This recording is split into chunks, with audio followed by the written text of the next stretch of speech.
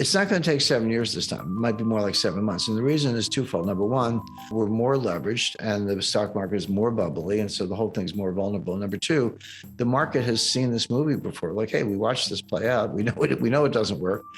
And the Fed balks. Now, so if the Fed suddenly slams on the brakes, says we're not going to keep raising rates along the lines I projected earlier, okay, that might give the stock market a boost. And you can't assume that won't happen. You got to watch for that. But I would expect that things would have to get pretty ugly in all events before the Fed got that message. On the other hand, if Powell gets confirmed and feels like it's his last term and here's his chance to be Paul Volcker and he's just going to keep raising rates, he said, my job is to get inflation under control. The rest of you people, you're responsible for fiscal policy and tax policy and spending and shutting down the Keystone Pipeline, welfare, and all that.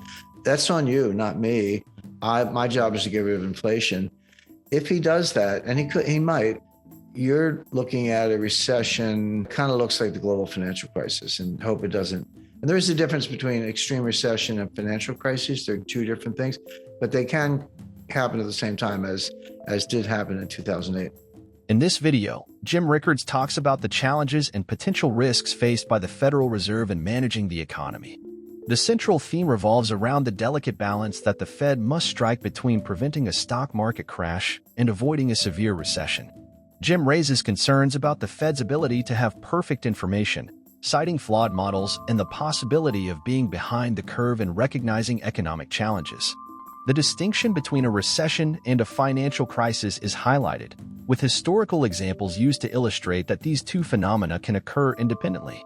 Jim Rickards emphasizes the difficulty the Fed might face in choosing between preventing a financial crisis or accepting a recession as a trade-off.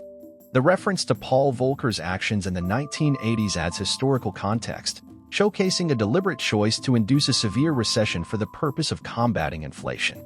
However, Jim Rickards notes that the current economic landscape is more intricate, with additional considerations such as systemic risks and the potential for a recession triggering a financial crisis. In conclusion, Jim Rickards underscores the complex decisions the Federal Reserve must make, acknowledging the uncertainties and trade-offs inherent in steering the economy and avoiding undesirable outcomes. Before we get into the video, can you help me to give that like button a little touch? All right, let's get into it. Would the Fed back off if it became apparent that they were going to cause a stock market crash, a disorderly collapse, and a severe recession?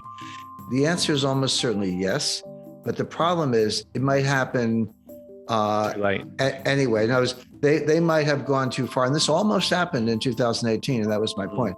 It was that by the time they realized their mistake, it might already be too late. So that's one danger, which if they had perfect information, oh gee, we went too far, gee, we couldn't pull this off, we need to back off. They might back off exactly as you described, but they don't have perfect information. They have flawed models. They tend not to look at history, and they could behind the curve. They could crash the car before they knew it was out of control. It's like slamming on the brakes on ice. You can slam on the brakes, but you're going to go for a long time before the car stops. So that's one problem. The second problem is you have to separate, as I said, recession, even severe recessions, from financial crises. In 1998, we had a financial crisis, but no recession. In 1994, we had a financial crisis, no recession. In 2000 and 2020, we had a severe recession, no financial crisis. That was not a financial crisis. In 2001, we had the NASDAQ collapsed 80%, but there was only a very mild recession, and that was not a financial crisis. So the Fed might say, and again, might, because who knows, but they might say, well, of course we don't want a financial crisis. Now, to your point, Nick, nobody wants that, and they do get out of control. But we're not worried about that. You know, we learned our lesson in 2008. We had Dodd-Frank. And I had this discussion with James Gorman, the CEO of Morgan Stanley. I briefed their board, and they gave me a lot of pushback. They said, "Oh, you don't understand, Jim. We have more capital and greater liquidity and less leverage and better credit." And I granted that. I said, "You're absolutely right. It's a nice job. You're a stronger bank now than you were then." But in a financial crisis, it doesn't matter. The problem is systemic. In other words, as an individual bank, you may be better off. But if the whole system's collapsing, you can't necessarily withstand that. So they don't want that. But what if they said to themselves, you know what, we don't want a financial crisis, but we don't think that's going to happen. But maybe we'll just have to bear a recession. Volcker knew what he was doing. Volcker knew that there was going to be a recession. And the recession of 1981-82 that he caused was at the time the worst since the Great Depression. Now, we've surpassed that twice since then, 2008 and 2020, although it's hard to know what 2020 was. I mean, down 36% in 2 months and up 38% the next 2 months. I mean, what is that?